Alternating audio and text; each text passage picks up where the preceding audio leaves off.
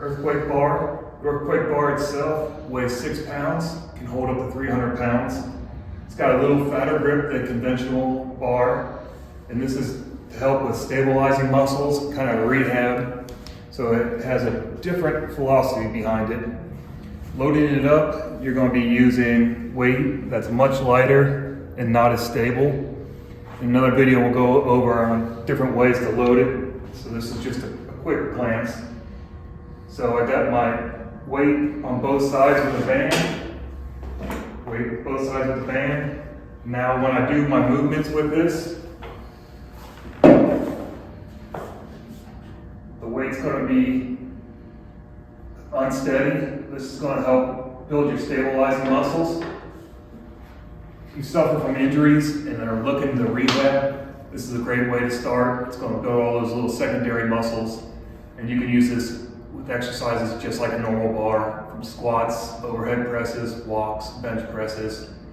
And it's really fun once you get the hang of it. Just be careful when you do load it. If you're loading it with heavy weights, you want to make sure you put it down closer to the ground or have good control over it, because it will rise up on you. All right, so now we're going to demonstrate the proper form with earthquake bars. So as before with any kind of bench, you're going to set yourself up, select your proper weight. We talked in a previous video how to load these up. Paul again has his feet planted. He's getting himself centered at the bar. He's going to grab where he wants it. He's going to keep his shoulders down and back. Distribute the load over front, and this is where it comes down to slow motion, stabilizer muscles. Control the movement down, control the movement up. If Paul happens to go too very quickly up or down, he's going to lose it, as you see. This is a motion that should be performed slowly.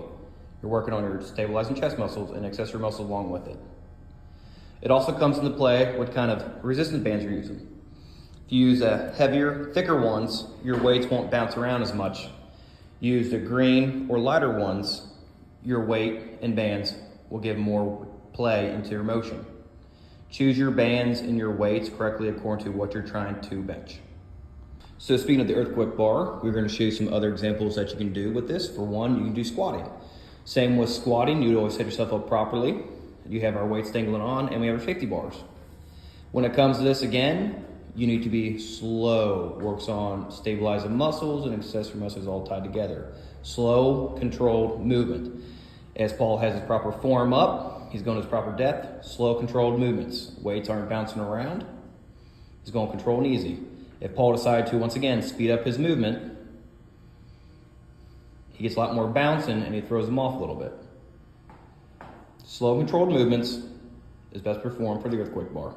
Another good exercise that you can do with the earthquake bar is doing shoulder presses. This time we have them set up with plates. Same reason, feed it through, hook it up.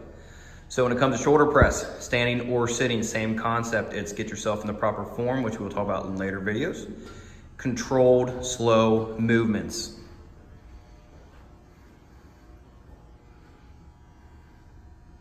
As we know, slow, controlled movements. If Paul decides to rush very quickly, it'll throw him off balance and can actually injure him. Slow, controlled movements. Other things you can also do with your earthquake bar is if you're doing bicep curls, same concept with a barbell, you're just switching up the earthquake bar. Once again, slow, controlled movements. If you're laying down also doing skull crushers, you can do it with the earthquake bar.